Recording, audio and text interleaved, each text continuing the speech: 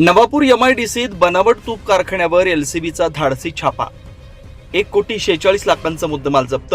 Navapur MIDC भगवान भरोसे MIDC अधिकाऱ्यांचा दुर्लक्षावर प्रश्नचिन्ह.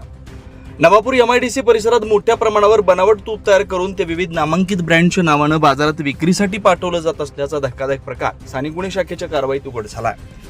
या कारवाईत तब्बल 1,46,56,370 रुपयांचा मुद्देमाल जप्त करण्यात आला. या प्रकरणी एका आरोपीस ताब्यात घेण्यात आलं.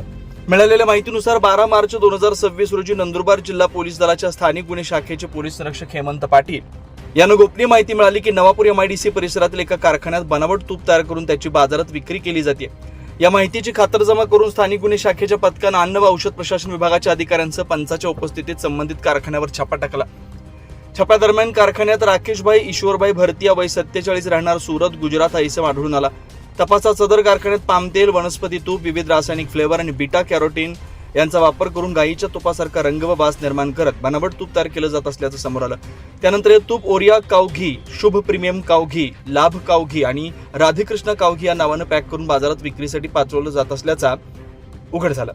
कारवाई दरम्यान पोलिसांनी पामतेल, बनावट तुपानं भरलेले डबे, मोठ्या क्षमतेचे स्टोरेज टाक्या, packing machine, printing machine, boiler, electric Motors, gas cylinder, रासायनिक फ्लेवर आणि इतर साहित्याचा एकूण 1,46,00,000चा मुद्देमाल जप्त केला.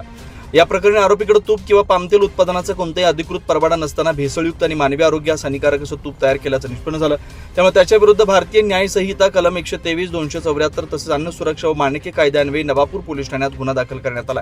पुढील तपास सुरू आहे. कारवाई जिल्हा पोलीस अधीक्षक श्रवण दत्त व अप्पर पोलीस अधीक्षक आशित कांबळे यांच्या मार्गदर्शनाखाली स्थानिक गुन्हे शाखेचे पोलीस निरीक्षक हेमंत पाटील यांच्या पथकाने केले.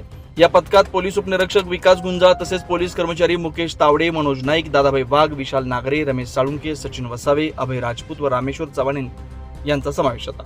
बनावट तूप मानवी आरोग्यास धोकादायक. तज्ज्ञांच्या मते पामतेल, कृत्रिम रासायनिक फ्लेवर व रंगद्रव्याचा वापर करून तयार केलेलं बनावट तूप दीर्घकाळ सेवन केल्यास हृदयविकार, लठ्ठपणा, पचनाचे विकार, यकृताचे आजार आणि इतर गंभीर आरोग्य समस्या उद्भवू शकतात.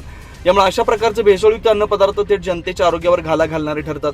प्रशासनाच्या दुर्लक्षावर प्रश्नचिन्ह. नवापूर सारख्या औद्योगिक क्षेत्रात इतक्या मोठ्या प्रमाणावर बनावट तूप तयार होत असताना अन्न व औषध प्रशासन विभाग आणि महाराष्ट्र राज्य औद्योगिक विकास महामंडळ एमआयडीसी यांना याची खबर कशी लागली नाही असा प्रश्न नागरिकांकडून उपस्थित होतोय. नियमित तपासणी आणि देखरेखीचा अभाव असल्यामुळे अशा प्रकारचे बेकायदेशीर कारखाने बिनधास्त सुरू राहतात का याची चौकशी होण्याची मागणी होते. दरम्यान स्थानिक गुन्हे शाखेच्या या कारवाईमुळे नवापूर एमआयडीसी परिसरात खळबळ उडाली.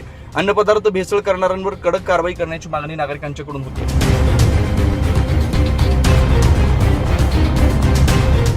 24 live Maharashtra news bureau report Pankaj Ahire, Navapur.